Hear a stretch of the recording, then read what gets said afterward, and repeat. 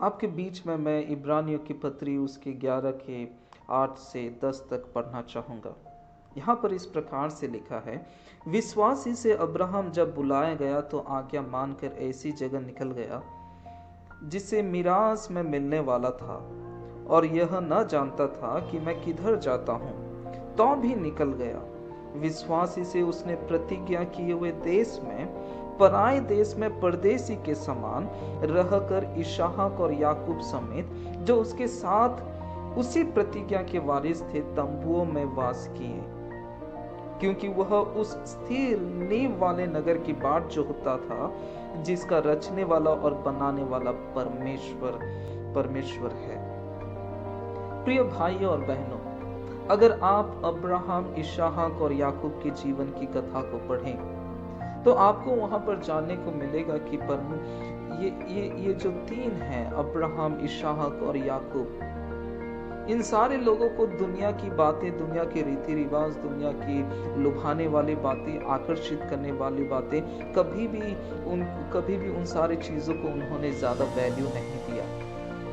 उनके लिए जो परमेश्वर किया है, जो परमेश्वर उनके जीवन में कर रहा है, और जो परमेश्वर उनके जीवन में जो वायदे को दिया है, उन सारी बातों की और उनकी नजरें हमेशा रही।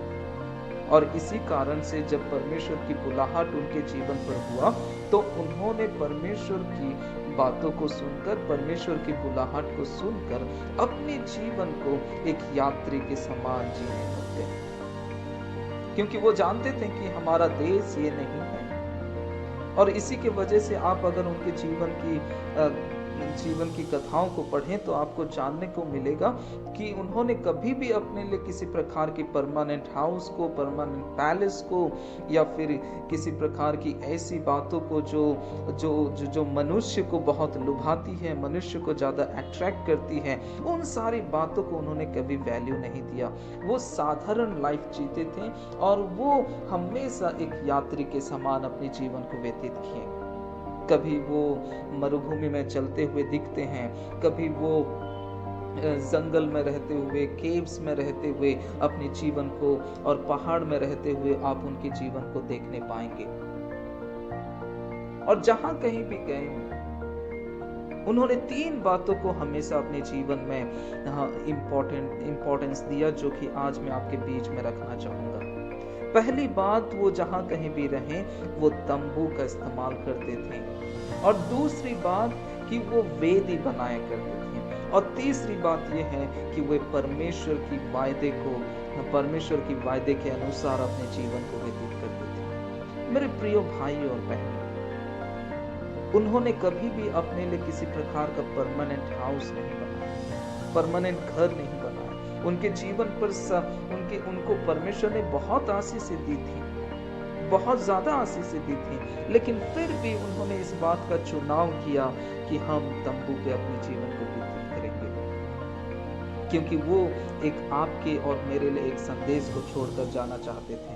अगर आज हम परमेश्वर के पीछे चलने वाले हैं, मसीह यीशु के ऊपर विश्वास रखने वाले हैं, तो ये बात आज हमें सीखने की आवश्यकता है कि हम इस देश पर एक यात्री के समान हैं। हम इस देश में एक यात्री के समान हैं। उन्होंने संसार की लुभाने वाली बातें जो अट्रैक्ट ज्यादा करती हैं, उन सारी बातों से वो हमेशा अलग रहें, हमेशा अलग रहें। और वो निर्णय लिए कि हम हमेशा तंबू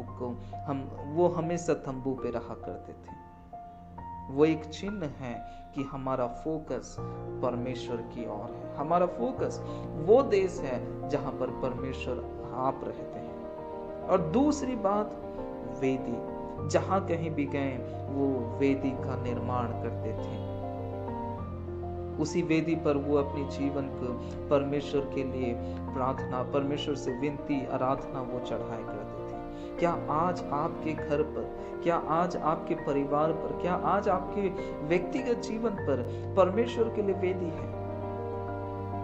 क्या आपके घर से परमेश्वर के लिए वो सुगंधित धूप, सुगंधित आराधना निकल रही है? वो हमेशा वेदी को छोड़कर गए, हमेशा वेदी को छोड़कर गए। और तीसरी बात यह है कि वो परमेश्वर की वायदे के ऊपर भरोसा रखते थे। मेरे प्रिय भाई और बहनों, परमेश्वर ने हमसे वायदा किया है, परमेश्वर ने आपसे और हमसे वायदा किया है, और उन्हीं सारे वायदे के ऊपर हमें भरोसा रखते हुए, प्रार्थना करते हुए हमें अपने जीवन को एक यात्री के समान जीना है। अगर आज आप मेरे संदेश को सुन रहे हैं तो हमेशा याद रखें कि हम इस संसार पर एक यात्री के समान हैं, एक यात्री के समान हैं। एक दिन हमें संसार को छोड़कर हमें परमेश्वर के पास जाना है। संसार की लुभाने वाली बातों को, संसार की बातें जो हमें अट्रैक्ट करती है अपनी ओर, और इन सारी बातों को छोड़कर हमें परमेश्वर की ओर हमें अपना ध्यान देना है। अब्राहम, इसहाक, याकूब का यही प्रिंसिपल था कि हमारी आंखें सिर्फ और सिर्फ परमेश्वर की ओर होने पाए, क्योंकि हम इस संसार पर एक यात्री के समान हैं, एक यात्री के समान हैं। परमेश्वर आपको आशीष दे।